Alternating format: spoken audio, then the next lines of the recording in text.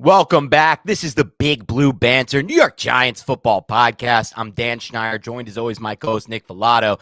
Today we got a special guest, a reoccurring guest, as Nick and I like to say. A little joke of the show is once you are on a second time, you join a different tier in the Big Blue Banter podcast, lore, history, and everything like that, Shawn. So we're really excited to get Shawn on. Obviously, he was on just a few weeks ago to break down the Vikings matchup in the regular season. Now he'll be breaking down the playoff matchup.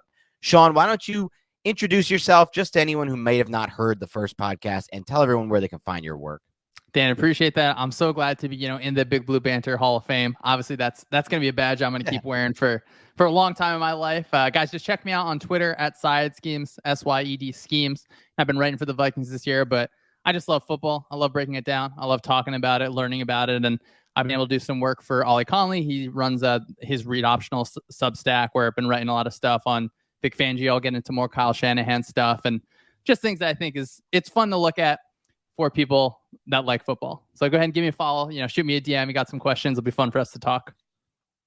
Yeah, Shawn is a great follow. So anybody, I encourage you to go over there and do that. Shawn, I want to start with a simple question. How are Vikings fans and people who cover the Vikings, what are their feelings going into this game right now? Is it pessimistic? Are they optimistic? Do they think they can beat the Giants? What's going on with Vikings Nation at the moment?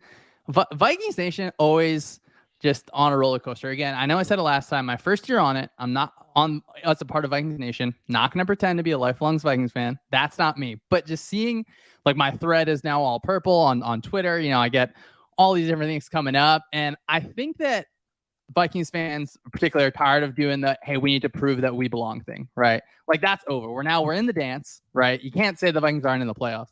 I think that also the next thing is, the thought from Giants fans maybe, or people in general, the Vikings need this kind of game-winning field goal to win this game, which is true, like a record-breaking field goal for the Vikings. And I think, for Vikings fans, it feels like, all right, well, this is the time where we can start to really kind of put to rest that thought of, this team isn't serious. If you're coming to the playoffs in your first year as a head coach and winning a playoff game, I think that's something that's a really kind of a program-building thing.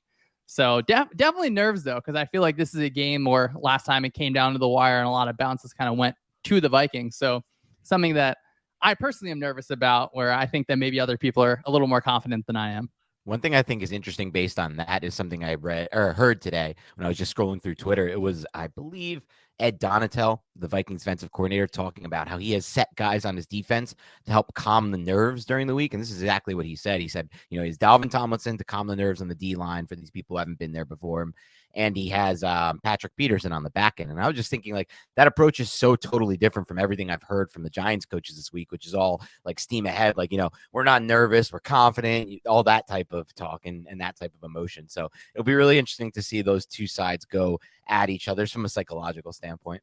Yeah, for sure. I think Donatel's press conference today was pretty cool because look, I love Ed Donatel. I know there are so many criticisms of the defense. I think a lot of them are warranted. Some of them maybe not. I'm a Fangio guy through and through, so I stick up for Ed Donatel. And I don't know, so it's not really like a direct thing, but he just felt a little different today, which is such a lame thing to say as someone who calls himself, a scheme analyst. But it felt like there was a kind of a different confidence in the way he was talking, and that he's really empowering the players to, as you said, they're really, I think, taking control of those rooms and feeling like, hey, Zaire Smith's been banged up a little bit, getting him back. I know that the Giants had that first, that all players all pro list, bookend left tackle, but maybe we get on that right tackle a little bit and have some fun on defense this game. That's where I wanted to start with you too, Shawn, is the right tackle of the New York Giants, Evan Neal. Look, we saw, and it was exactly what you predicted, the way that Ed Donatel employed Zadarius Smith. It wasn't necessarily obviously over Evan Neal, but it was over like Mark Lewinsky, and then he would kick over to one technique. Sometimes they just used him all over the place, and the Giants had to account for him. But what that allowed the Vikings to do was align someone wide of Evan Neal and just rush up the pass rushing arc, send him high side. And Evan Neal really struggled. I mean, he gave up, I think, 7 pressures. I think he was only credited with 1 sack on PFF. It was kind of 2, though. One with DJ Wanham, one with Danielle Hunter.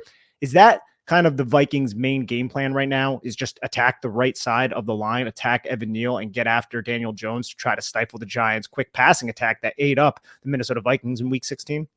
I think in a lot of ways it is, right? The same thing we talked about last time, where a good defensive coordinator, I think, puts his players or their players in the best situations to succeed, right? We want to get our best pass rusher on your weak links on offense. And Danielle Hunter, I thought, actually had a really good game against the Giants in week 16 too, which was extremely encouraging. I think he's a great player and had a great season. But now we have, Zadarius Smith, who I think is a really, really high-end rusher, getting healthy. He got to rest last game, and I think he's going to have his Pistons are going to be firing. But Danielle Hunter also kind of pushing that way, where now we're not just saying, okay, we want to have one guy where we can move around, but now we're saying, hey, we're +2 on the defensive side, where we're, favoring 2 matchups. And that allows you to, if you only rush 4 and are getting pressure, and it's something I think we'll discuss about on the Giants end, it allows so much flexibility on the back end, allows you to play with lighter boxes at certain times. And look, if you can get to the quarterback with 4 people, the offense is going to have a bad time. And, that one statement, I think, can kind of define this game really on both sides of the ball, where we have 2 offensive lines who I think that the teams would admit, they're maybe just weaker points at a little bit, where you have bookends on one side and the other side maybe facing a little bit of a struggle. Yeah, it's interesting. Something you mentioned a bit earlier about how you can just feel the difference listening to Ed Donatel. Earlier this season, just before the first Washington Giants game, Saquon Barkley mentioned on a Thursday of that week that he felt like he had the best practice he's had all season. And he said it just felt different. And it's really interesting that it somehow did coincide with, before that, he had a 6-game stretch of the worst, by far his worst stretch of the season. Then since that moment where he had that, click in practice, he's been back to what he was earlier in the season. So I wonder if that will impact the Vikings defense. But do you think there's going to be major changes in what they do from a schematic standpoint in this game after kind of being, like Nick talked about a little bit earlier, not carved up, and in some ways carved up by the Giants pass attack, a pass attack that really hasn't carved up that many defenses this year? Yeah, I think that the Giants did a really good job, particularly in quick game, and then also kind of some of those vertical attacking shots where Nick was mentioning it before to me before the show, but just, getting in different kind of stacks, getting those switch releases. And to me, I think the Vikings played more man coverage than they're used to. And it was part of a trend where the Vikings were moving more towards kind of tightening up that coverage. And I think Kevin O'Connell, one of his pressers this week, was saying, hey, against the Giants, there were too many situations where we still let too much air in that coverage. We had too much separation from the receivers. So to me, on the Vikings end, I thought their game plan was good. Like, I'm fine testing the Giants receivers. Now, I will say I have a lot more respect for the Giants receivers after watching them for a full game and, the way they perform. Absolutely. But to me, the things that may be hard to replicate from last game versus this game is, well, let's make those 50-50 shots. Let's flip those in our area, right? There were some really, really sick catches from the Giants receivers that were vertical shots that I think if you can tighten up in your regular man coverage looks on defense, that's going to cause stress for the offense. Now, what I'm sure that they probably prepared for the first game was different kinds of runs from Daniel Jones, which we didn't really see.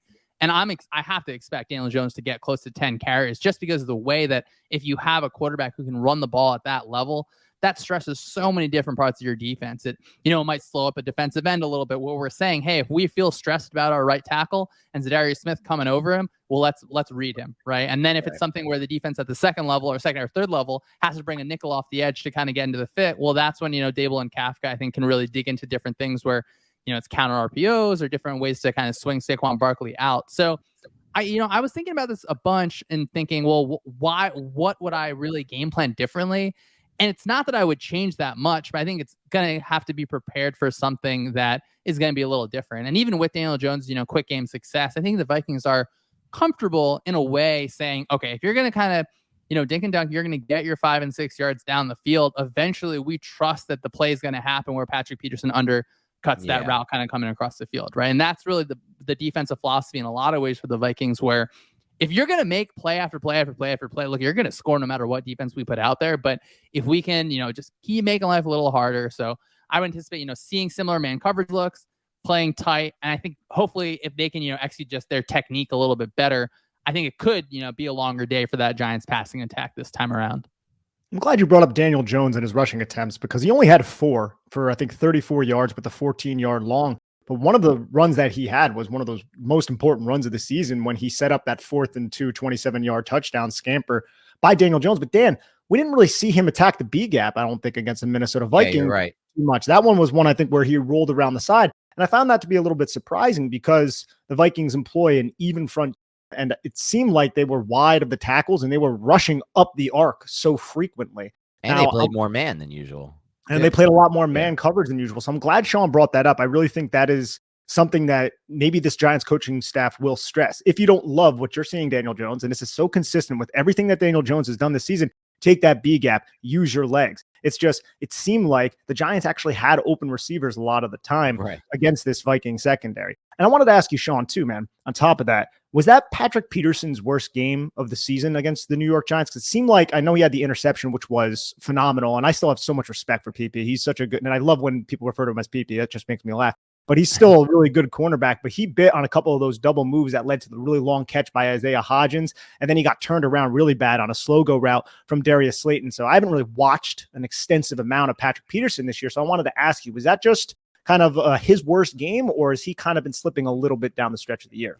Yeah, Pat Pete he's been really interesting to watch this year because he finds ways. He's a really, really smart player, I think, in that he can still use his brain to make huge plays, right? There's the game-winning interception against the Bills, which one comes to mind, right? Like, I know he talks about it. I think he has his own podcast, or one of his buddies that he does a podcast with, and he talks through his film study, right? He's like, okay, I know that these certain routes are going to come to attack our defense, right? And I think he's a hungry guy too, right? He wants to make plays. I think he's been that for his whole career. So I think, not that he's prone to it, but he will jump on routes, right? If you keep running quick game, he's going to get hungry. He's going to get a little antsy and want to really step on that.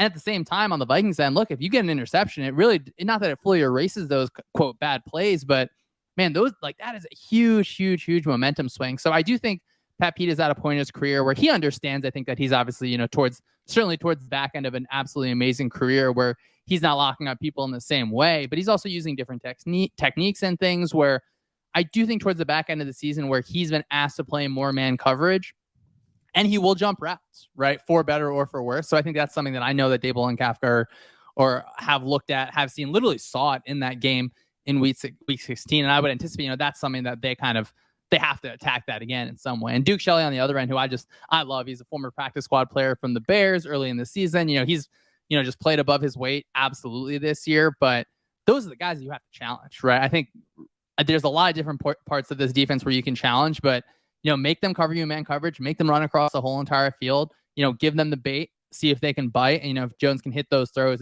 that becomes certainly a problem for the Vikings defense. You guys got Shelley off of the Bears practice squad and Kyra Tonga. Yeah, I don't know what it is. And that it's crazy because, Tonga is he's actually an important part of their, their base 3-4 look, playing that nose, especially they have Dalvin Tomlinson, our guy, your guy, my guy, all of our guy, yes. Right. And Harrison Phillips, where they can play those kind of 4-eye ends in those base looks where wow, yeah, you just pulled these two players out of the practice squad and these guys are going to be stars in the playoffs. Kwesi Adofo-Mensah, I love the Vikings GM. He's constructed a really just a great roster off of these interesting moves like TJ Hawkinson too. But yeah, man, the practice squad, they got playoff players on there too, right? There are a lot of really good football players. So I think sometimes they just got to find themselves in the right opportunity to, get that shine. I thought that was a really interesting observation you made, Shawn, about Patrick Peterson a little bit earlier, because yeah, you think about that game, he gave up the long catch. He also gave up the double move that the Giants didn't throw. So there's one catch, one missed play essentially, or whatever. Then he has the interception. Honestly, the interception may be more valuable than all those three. The most valuable play by far is the interception. It took 3 points off the board. Like you said, it shifted the momentum back to Minnesota.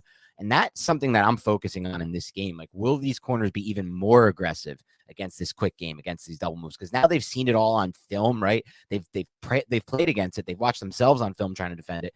Will they have different ways to kind of get aggressive against certain route concepts where they think the ball's coming into a certain spot? That's something that scares me, especially after listening to Kevin O'Connell, who was at least in one of these breakdowns, he was like, look, I think that Daniel Jones has done a phenomenal job this year in the pre-snap portion of the game, understanding what's going to be there after snap. He also said he's throwing the football better than he's ever seen him. And for me, when I hear these things from other coaches, I take them with way more, weight than when it's the players and the coaches from the same team, from the Giants team. So it's something I was thinking about.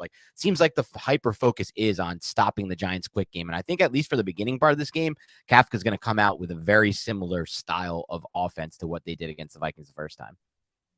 Yeah, I would definitely expect to see a little more, not huge disguise where you're seeing, safeties rotating across the whole entire field, but maybe where it's, hey, we're going to start at that kind of 8 to 10 yards off and we're going to push down and get into tight man coverage kind of in that post snap. And, Donatell loves, or I think their idea is, hey, we want to win that first second of the snap, whether it's, safety rotation, a little bit of switch up from the cornerbacks. And then, of course, in that pass rush, too. So I would expect a little more disguise, whether it's, as I said, guys playing off coming up. And I think that's, a good way to combat that quick game. And then, it's just that cat and mouse game of, hey, well, when are the Giants going to dial up that shot?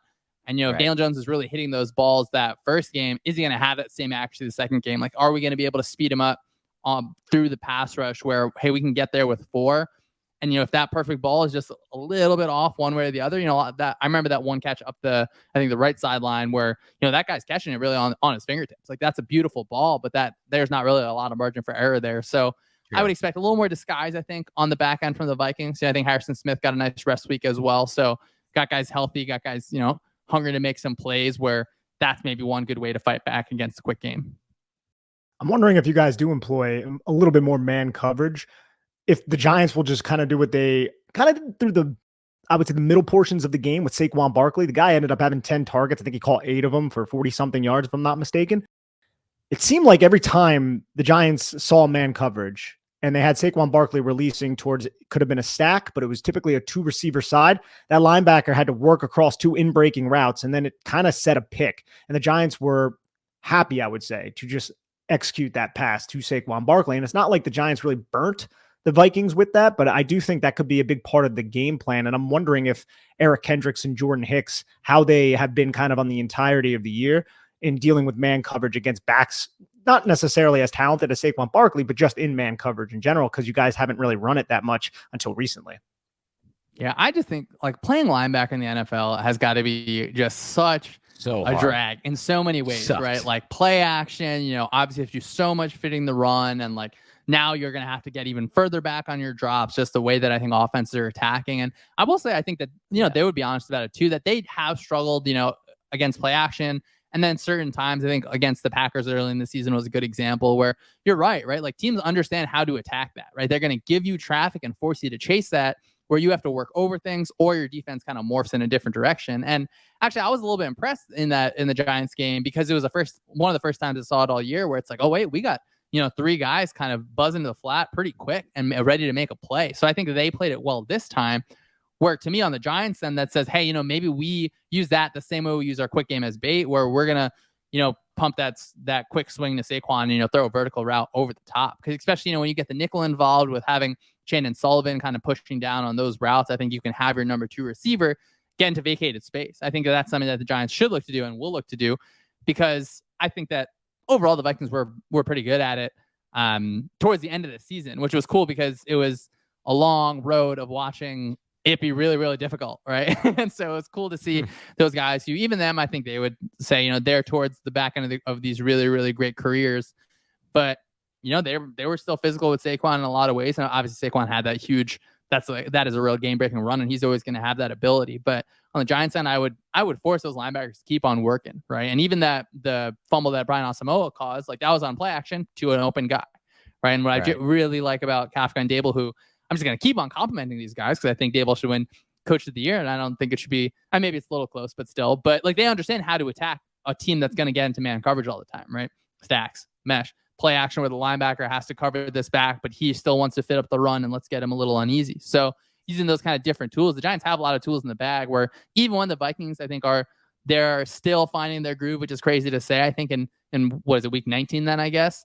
But a first year of a system, it's still, a lot to clean up, where linebacker play is so tough in general. So that would be a point where I would definitely want to attack if I'm the Giants. Yeah, I was thinking about the first game, and I was wondering, because you mentioned it, Saquon Barkley had that game-breaking run to set up the touchdown, which set up the 2-point conversion and tied the game. But from what you saw on film after you reviewed that game, because outside of that run, it really wasn't a successful day really for the Giants and Saquon Barkley in the run game. What did you see on tape from rewatching that game and reviewing that game that gave you confidence, I guess, about this matchup in shutting down Barkley again, or also just in general, what did the Vikings do to stop Barkley?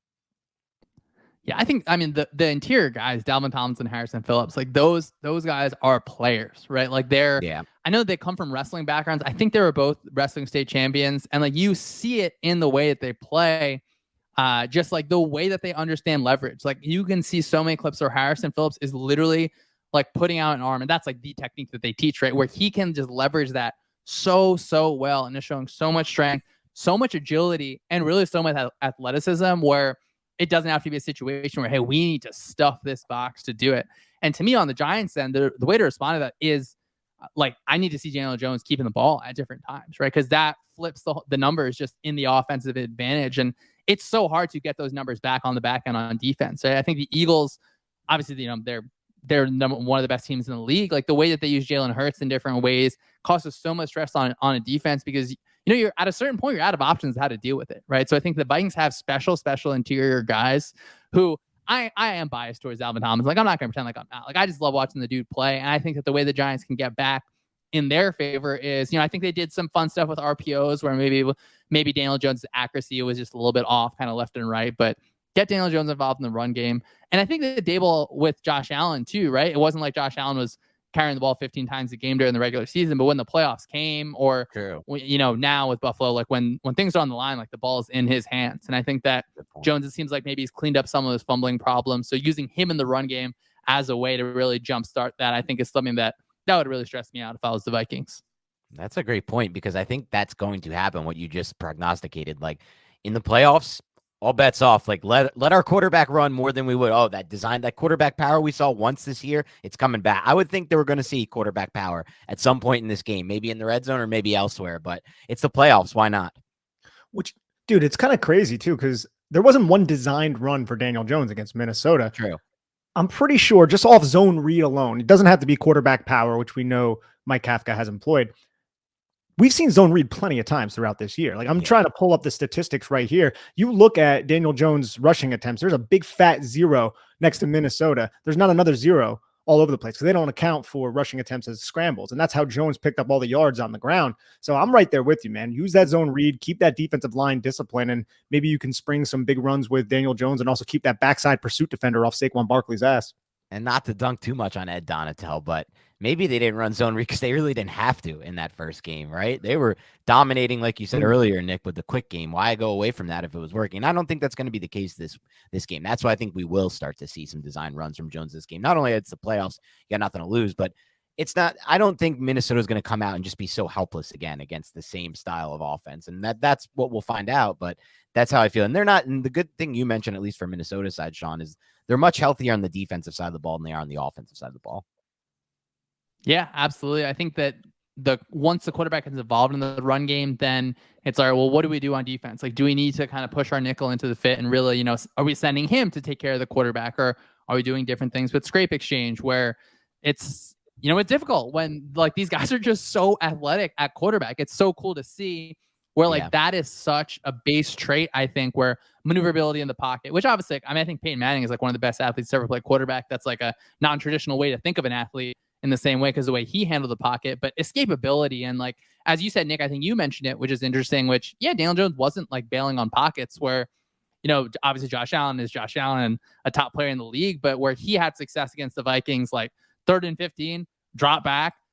No, okay, Diggs isn't open. Like, I'm just going to take off and lower my shoulder into Eric Kendricks with Josh Allen again. Like, that dude's super soldier. That's different. But that's a place where I think that, Dable maybe gets reminded of those Josh Allen days a little bit in this game for sure.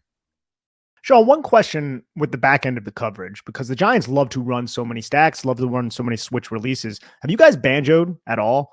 I haven't really seen much of that. Like, I feel like it's a lot of your defensive backs just following the guy that they're originally aligned across from. Yeah, I think that their like base answers are, hey, when we're in man, we're going to pretty much stick in man. And then when we are in our zone, we're pretty much going to play like more like an off quarters look. So they're not like that's just like not what I've seen. I think one way in the system, not that they use it a ton, is, having, I guess, obviously when the safeties come down and kind of cut routes in certain ways. But there were, I feel like a few snaps that I watched where it was a stack where a guy was kind of coming open where either the ball got batted down at the line or something. But that's something that I would be excited for the Giants to run if I'm on the Giants side. And then on the Vikings end, I don't think they're going to start banjo in these routes here, right? It's not that they haven't played a ton of stacks. I'm sure these guys have practiced this, right? They've done it across their life in different ways, and you have to have different answers for stacks. But I would, lean the advantage toward the Giants when you see those kind of stack looks. Obviously, there's downsides to stacks, right? Like if you want to run vertical, like there's only like really 2 lanes that you can go through, and there's different things. And hey, maybe this is more of a quick game thing, but you just got to conflict those defenders for a little bit, right? Get them off their spot a little bit. And I keep thinking of mesh, right? Like there was I'm not even sure if it was mesh. I think it was, but that like deep or it was a really shallow route where the receiver from the Giants caught it and got upfield so quickly, and using stacks to create. Yeah. Shout out Slayton, our guy. But just using those like mesh from those kind of stack looks to where you're having some guy coming from the other side is something where it seems like the Giants run that a little more often than they did against the Vikings. So something I think they might dig into as well. It's basically a drive series with Daniel Bellinger on the line of scrimmage. You have that big body. He just clears out the space. And I felt like the way the Vikings played that specific play, if I'm remembering correctly, the cornerback pushed and he basically isolated Jordan Hicks against Darius Slayton over the middle of the field. And I found that to be interesting that there was no chaser. There was nobody to really help Jordan Hicks out against Darius Slayton, because that is such a huge mismatch in the Giants' favor there.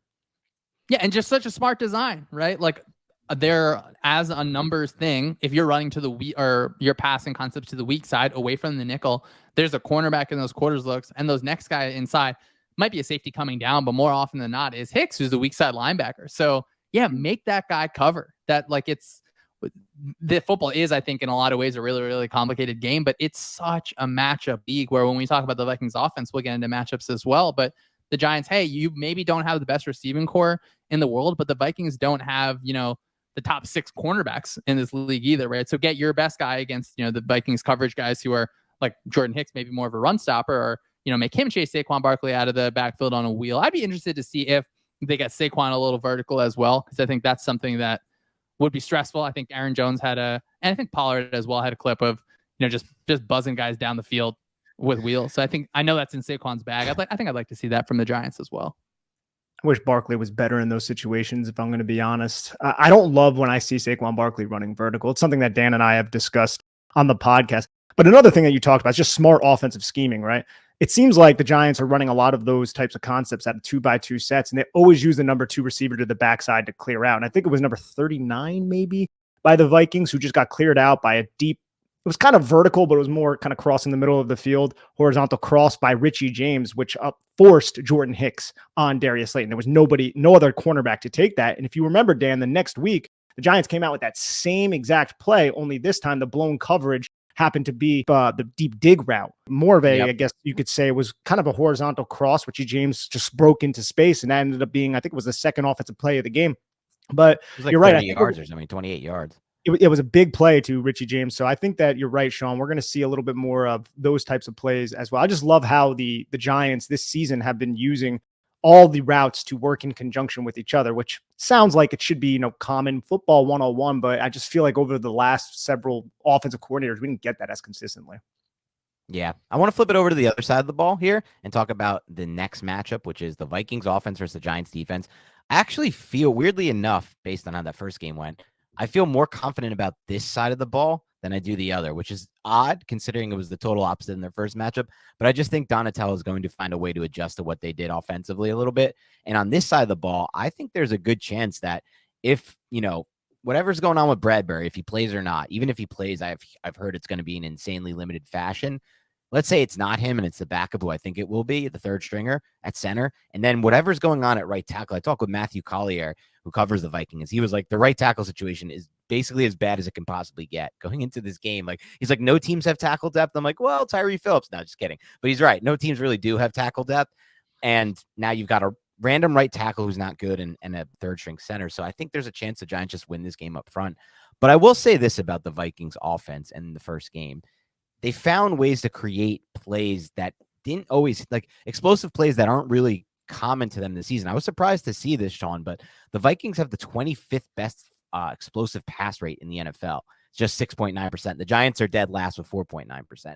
But I vision them as like an explosive passing team, but I guess a lot of that is just Justin Jefferson and literally nothing else, occasionally KJ Osborne. But they also then complement that, of course, with they're the third best. They've had the third most red zone trips, the Vikings, and the 8th best red zone touchdown percentage. So they're good in the key areas. So what are your thoughts on what's changed going into this matchup for the Vikings offense and how they're going to kind of work around this offensive line problem they have? Yeah, the offensive line is really where we have to start the conversation, right? Yeah. It's a weak link system. We talked about it last time where if you have one guy, same thing on the Giants, and we think about it the same way, right? The Giants defensive line is just really good, right? Like they are just really good, right? They have Dexter Lawrence. They have incredible players there. And I think that's going to be a place where if we look up and see the Giants up by 10 points, it's going to be because a sack fumble or like Tibbs off the end really causing those issues. Yep. So the Giants, and I think because I would say the advantage is so far in the Giants defensive line in there, they can play with just 4 guys up there, right? I do think, of course, I'm sure they're going to send a blitz. They're going to want to, heat up Kirk in different ways. But if you can get after it with 4, you can really devote so many resources to Justin Jefferson. And I think the red zone is a great point where like KOC is just, Kevin O'Connell is just a really, really good red zone designer. Wes Phillips, the whole entire crew is so good at that.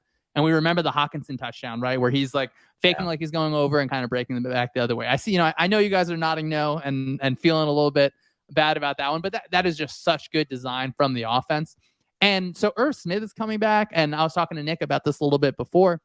It's not that I think Irv Smith is going to have, 50 or like 15 catches or anything, but I think he gives them a little bit more flexibility in that one thing that the Vikings did is, try and trap the Giants into, heavier defensive personnel with the offense's heavier looks, right? So if you have technically 2 tight ends on the field in Irv Smith and Hawkinson, you run just a run play off that, go into no huddle, and now Hawkinson becomes your second or third receiver where he is a legitimate vertical threat. So you can run really the same basic plays out of what is essentially 11 personnel where Hawkinson is a receiver and, that 2 tight end look. So it's a cool thing on the Vikings where, hey, now we have more flexibility. Let's use the formations in different ways to get it. But man, like you can't just solve the problem of having those issues at the offensive line. And when it is that, like we think of the Bengals Rams Super Bowl, right? Like when you have a defensive line that is that dominant like, as compared to your offensive line, like everything happens a tick faster, right? Like the run game is really shut down in a lot of different ways. And that's got to be the biggest thing keeping up Kevin O'Connell at night, right? Like Justin Jefferson, I think he can get his, but right.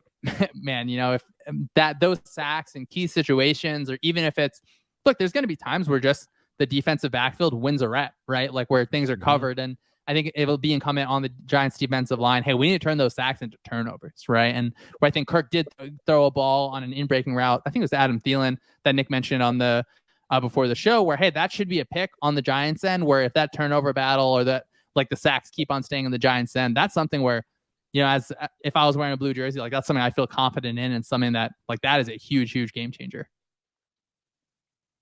Yeah, I thought it was really interesting when Wink Martindale was asked today about the 3rd and 11 screen he gave up, because you mentioned like maybe you just rely on, and I'm kind of in agreement with you, maybe you just rely a lot more on this front 4 and just say, F it, we have such a good matchup advantage, let's drop those guys in coverage. But Wink Martindale kind of threw a little bit of water on that today. He was like talking about the big 3rd and 11 they gave up to give up the game-winning field goal. He's like, look, do you remember the game earlier this season where Justin Jefferson caught that 4th and 18 in Buffalo? They rushed 4 and they dropped 7 on that play. And he still caught that big pass. And he's kind of right. He's like, look, they rushed 4 and dropped 7. Nothing better happened from that. And so he's like, this is who I am. He's like, basically, when I'm in those spots, I want to win the game.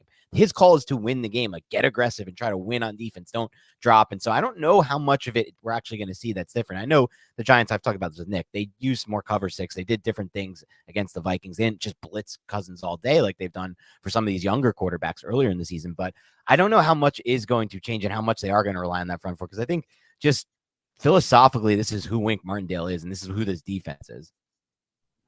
Yeah, I think that, like people are who they are in a lot of ways, especially in the NFL. And I think that Brett KOC, he got to see a full game of that. And now he has more built-in answers where, screen game, using stacks, different switch releases or like wheel routes to cause an issue. I think on the defensive side, of course, in a lot of ways, right, you should stick to kind of who you are. And the advantage, I think, on defense is if you can make yourself just a little unpredictable, right? Because if you are a team that blitzes all the time, and hey, there's this 3rd down where, hey, we drop out a little bit, that's going to cause, I think, a quarterback to kind of pause a second. So I think I'm sure he's going to mix up his looks in a way that is really bothersome. And hey, man, I mean, if again, the quarterback can't make a play with 3 guys in his face, so it's going to be something where I'm sure Wink wants to get that. And I know we all remember the clip of, I think they sent 5 on the play where it's like kind of a spike 1 rat, the Dave Aranda in terms of running that pressure where both those linebackers are coming one kind of off the other on a hug rush. And then Jefferson was doubled and they still scored a touchdown. Right. So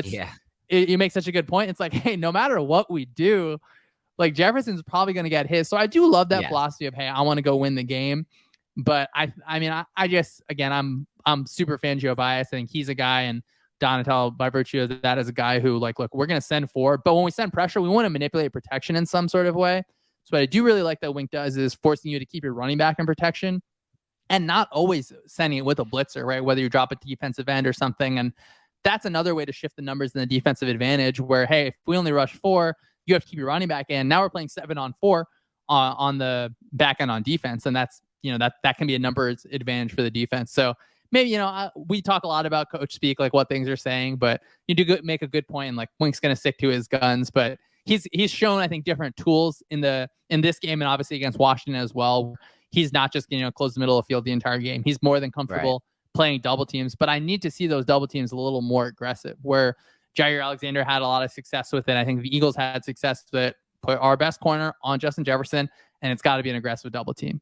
Where, again, Justin Jefferson has beaten that, right? Where he runs certain routes against the Lions or he splits it against the Patriots where that dude is special, right? Like Justin Jefferson is special, but it's still got to be a situation where, hey, we're going to challenge your best thing as much as we can and force you off of that in some sort of way. And pressure is one way to do it. I think I want to see those double teams that he already used are those shades and, clouding and cover 6 and cover 8 and that stuff. But like hands-on Justin Jefferson, I think is one way to, especially with Adoree Jackson, if he's coming back, that can, push things in the Giants' favor a little bit. And that's what we're hoping too. I think Wink Martindale blitzed 47% of the dropbacks of Kirk Cousins, whether it be 5 or 6 man pressure. So they were really trying to get after it. And I'm really curious, Dan, it's something that we've been talking about all week. What the hell is actually going to happen? But we know the Giants are kind of aligning in more of those middle of the field open looks, a couple more safeties back.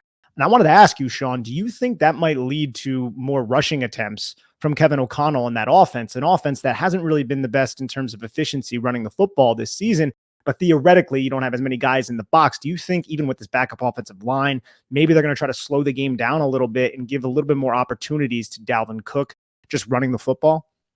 That's a great question. And I think it's a great question because I think that's what Wink would actually want to happen, right? Like he wants to force you, or maybe not Wink specifically, but certainly Donatell, where, hey, we're going to play a light box and you're going to run the ball for 3 yards. We're eventually going to get you for 0 yards. You're going to be in second and 10. You're behind your schedule. And now we're already winning on defense, right? So I think that the Giants would be more than happy to see just those carries pile up. Where in the first game, I think it was Dalvin Cook's first carry that he did a good job, or the offense kind of, everything came together and it was a good run. But after that, I think the Vikings rushing game was, it's just not the best rushing game in the league, right? I know that you mentioned their rushing EPA before the show, and yeah, they have a lot of failure in the rushing game, and that is a problem. So on the Giants, and that's why I keep thinking, okay, play your regular nickel 4-2, get those 2 high safeties, force them to run the ball, right? If Kevin O'Connell wants to give Dalvin Cook 25 carries, I think the Giants are more than happy for that to happen. Because again, like stop their best, live with the rest, right? If we can get multiple resources on Jefferson and you have to in turn like stuff the ball into a really, really good defensive front, which I think they're capable of stopping the run from a light box. Like I wouldn't anticipate an increased rushing attempts just because it's just not a smart decision in my mind. Now, of course, I think like another thing we're talking about, like if the running game has this huge success, that would be a big surprise for me and a really balanced shifting thing. I don't think it's worth it to really establish it, right? On the Vikings end, I think it's, let's get into heavy personnel, force you into those kind of base looks if we can, make life hard on your linebackers. And then when it comes passing time, let's find our different ways to move Justin Jefferson around the formation. Where now I know Hawkinson had a good game in week 16 as well, but it shouldn't be a plan that's really based on, hey, we need to establish the run based on the Giants defensive line. And I think that just Wink would be happy, I think, if the Vikings are kind of running the ball into such a good defensive line all game. I think you nailed that because just based on, exactly. Just based on what we've seen from the last matchup, right? Like you said it best on the preview podcast. We're probably not going to see too many differences from this Vikings run game, despite the fact that the matchup was screaming for use power, use gap, use concepts that attack the Giants in the perimeter. It was still a lot of zone runs. And now this matchup without Brian O'Neill, I just can't imagine no Brian O'Neill, they're going to go to the run. And even if Wink's giving it to them with those lighter boxes, I just don't think it's going to happen. It's not O'Connell's nature. I think I saw something like he throws on 53.5% of first downs, which is up there versus he wants to throw the football. This is what he wants to do, and he's going to do it. But I want to ask you about somebody you just mentioned, because I think when Giants fans think of this game and they're wondering, how are we going to stop this Vikings offense? The first thing's obviously Justin Jefferson, goes without saying. But then TJ Hawkinson, because he just got open. He caught a lot of passes against the Giants, and he caught that key touchdown you referenced earlier. Just from when you reviewed the film of that game and you watched it, what were some of the ways the Vikings and Kevin O'Connell attack the Giants with Hawkinson and different things you might think the Giants can adjust to take that away?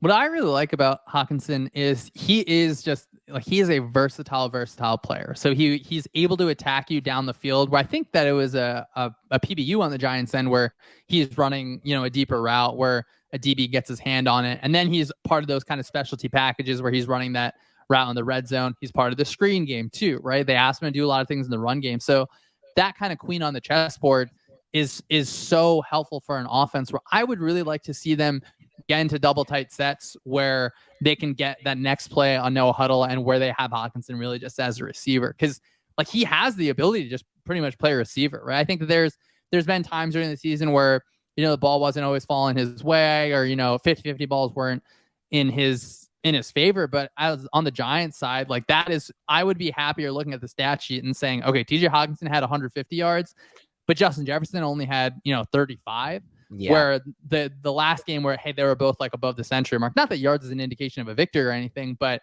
if someone's going to beat you and it's TJ Hawkinson, hey man, you're going to have a long day no matter what, right? But it still has to be, let's get our, we can trust our second best coverage guy there, where maybe, a mismatch in favor for the Vikings, but that's a spot where that can, just tip the scales one way or the other. But it can't be Justin Jefferson, right? Like you can't, it's easy for me to say, hey, you can't let Justin Jefferson beat you, right? But it has to be an allocation of resources to him that would naturally open up Hawkinson. So on the Vikings end, hopefully TJ Hawkinson's just locked in just a bit extra this week, to be able to repeat that performance. So he's able to be used in so many different ways. And man, him being a trade in the middle of the season was just so great for the Vikings and really opened up a lot of different things for the offense.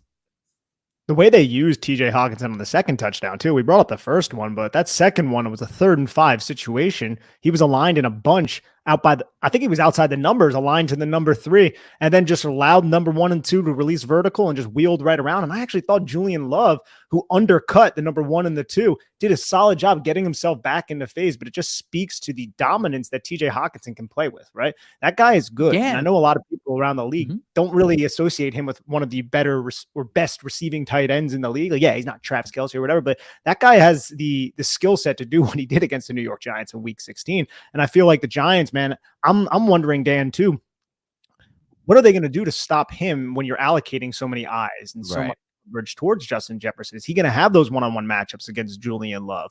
Will Xavier McKinney be that much of an upgrade over Julian Love from the last game? How is Landon Collins going to play into it now that Landon Collins is kind of a little bit more ingratiated with the defense? I'm not really 100% certain how the Giants are going to handle him.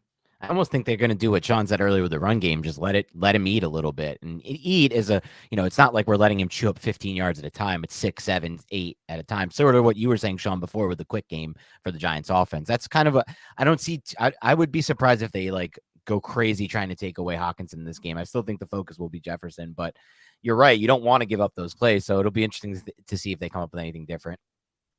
I think that this game is so cool because, as the Giants secondary is getting more healthy, the same way I think of the offensive line as a weak link system, sometimes in the secondary, you can kind of compare it to it where, hey, we get McKinney back and we get hopefully Adoree back. We as in you guys, obviously, but that made everyone's life so much easier, right? And the opposite direction, if you lose your top corner, now, hey, the second guy has to become the number 1. Maybe the nickel gets bumped out to number 2, and that affects 3 players instead of just 1 player. Right. And now now they can bump that down. Right. Where, as you said, as Collins is getting more time in the system, that is a big, I think, a great thing to have on defense. Right. Like it might be hard where Adoree, it seems like maybe he's still a little banged up and, hey, your first assignment is Justin Jefferson. But even just having McKinney back where now everyone else's job maybe is just made 1% easier, where you can put the most on one of your better players and just, hey, maybe it's a little bit better of a matchup for the Giants, which I keep saying matchup league because I really do believe that. And that's something I think is going to help the Giants for sure. Wink Martindale brought that up in his press conference today, too. Someone was like, now that you have Xavier McKinney back, how can you employ him and use different types of coverages? And he's like, let's allow Kevin O'Connell to see it first before I divulge that. I love those press. This is the first year I watched every single Vikings press conference. Yeah, they're fun. It's so interesting. Some people will they'll let a word slip here or there where you're like, oh, you are kind of hinting towards some things. A lot of it is coach speak. You know what I find funniest in them? in them throughout like all this time. No matter who you listen to, the Vikings, the Giants, whatever. There's never been like one essentially person to come in and like ask an X and O's question like we've talked about here, like just like work anything in like at all. You never hear it. I at will all say in any. I give I'm surprised no I one's give the broken Vikings through. guys credit. I give the Vikings guys credit. Alex Okay, they Athletic, do I it? think, is doing a great job. I think Okay. off of that is even if you did like they're not going to give you a full answer. They're right? not going to give so you I anything. think what I love, I know that. Yeah, Yeah. that I think That's is the the thing, right? problem. Because I think about it too. Like, man, if I got in there and like could ask a Donatel like one question, to me, if I was doing that, like the off the record stuff would be so much more fun. What would maybe, be the one you build a question you relationship asked, with a Shawn? guy. I want to get that. That's a good soundbite. I would, I mean, if I could, I guess it's more of a nerdy thing, but I want to know, like, how does he teach his safeties? Like when, like, basically, like, what is their rule for, like, if number 2 to a side doesn't go vertical? Because I feel like sometimes they can maybe, not that hey, you can have, I know that's like not the like most beautiful question ever to ask, but I just love like safety play is a really, really interesting thing because it can play out so many different ways, and watching film sometimes is really, really hard because the safety's rules like are super versatile, right? And in his system in particular, like that weak safety can do so many different things where I would love to see, hey, if you're not getting a vertical threat from that second guy, like, are you comfortable letting the cornerback play man on number 1 and then let that safety really kind of go work front side, which they do it by design to trips. But I just like, this is something I feel like I think about randomly a lot, that it's, in 2x2 quarters looks where teams now are designing their offense, not their whole offenses, but they understand, hey, we need to attack cover 4. Like we need to have different ways to deal with these 2 high shells. So just wanted to hear from Ed Donatel. And I know I'm sure he has ways, but just, he's a very smart guy. And like, I think the way he talks about defense is really cool, despite, what your misgivings about it would be. So I just want to hear a little bit more about, what is your kind of thoughts on like using the safety in different ways on the strong side as opposed to just the weak side. So yeah, that's something that crossed my mind. I like it. I like the nerdy X's and O stuff. All right, Shawn, thank you so much for giving us even more time this time. Let's wrap this up with your prediction for the game. We did it last time. We'll do it again. All 3 of us will give predictions. We'll start with you, Shawn. All right. Appreciate letting me go first. I think that, 27-24 had a nice ring to it last time. I'm going with the same score, but I am going to flip it. I think the Giants are going to win this one, not just pandering to the great podcast crowd, but the things that fell in the Vikings' favor, which obviously I think the Vikings earned in different ways, but an interception, a forced fumble, a blocked punt is such a huge swing in a game.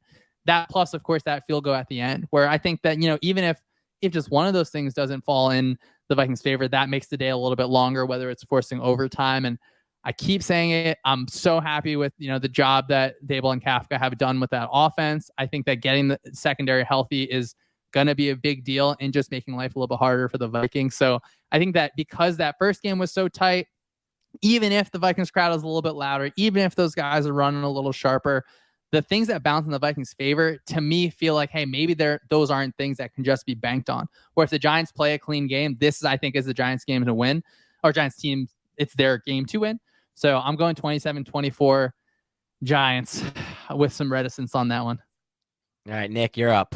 They're going to go 26-23 Giants. A little bit off the beat. You always have the weird scores. I know. I like to do the weird scores because when weird scores happen or I missed an extra point or something, I'm like right there. My point is, though, I don't really like the whole like score prediction thing as much as just like, what is it going to look like at the end of the game and how are they going to get there? It could be 28, it could, 27, whatever it is. I think the Giants will win in a 1-score game is what I'm more so kind of pushing for. I think the Giants, look, I'm not like saying they're definitely going to win or anything along those lines, but I think this is their moment right now. And I think they can beat the Vikings, who are a little bit on the back pedal right now after getting their asses kicked by Green Bay and losing 2 of their starting offensive linemen. So I think the Giants can go in here, be well prepared, be disciplined, and not shoot themselves in the foot like they did back on Christmas Eve. All right, I'll wrap it up here. I'm going to go out on a little bit of a limb here, but I think the Giants are going to win this game 30-17. I think they're going to win by multiple scores in this game. I just look at this matchup and I look at the Brian O'Neill injury, and that's the one that I'm just like staring at. And I'm just looking at this whole what's left of the Vikings offensive line right now. And I've just seen so many of these NFL games in the playoffs come down to who's just dominating or winning the trenches. And if they can get the dominant effort and the dominant matchup, I think they're going to get Giants D-line versus Vikings O-line. That will literally decide the whole game and make things difficult for Cousins the whole game. I think the Giants will have, my other bold prediction would be the Giants have a defensive score again in this game. They hadn't had many this season, but then it started with Landon Collins pick 6. And I think not Collins. Started with Kayvon Thibodeau. It started with the Thibodeau. You're right. The sack fumble 6 Yeah. against Washington. Then Landon Collins. So they're starting to come in We've always heard turnovers come in bunches, and maybe turnover touchdowns come in bunches as well. So I don't know who's going to get it, but defensive score and a 2-score victory for the Giants. All right, Shawn, thank you so much for joining the Big Blue Banter podcast again. We look forward to having you on every time. Good luck to your Vikings this week, and I'll give you that, but not really. I appreciate you guys. Thanks so much for having me on again.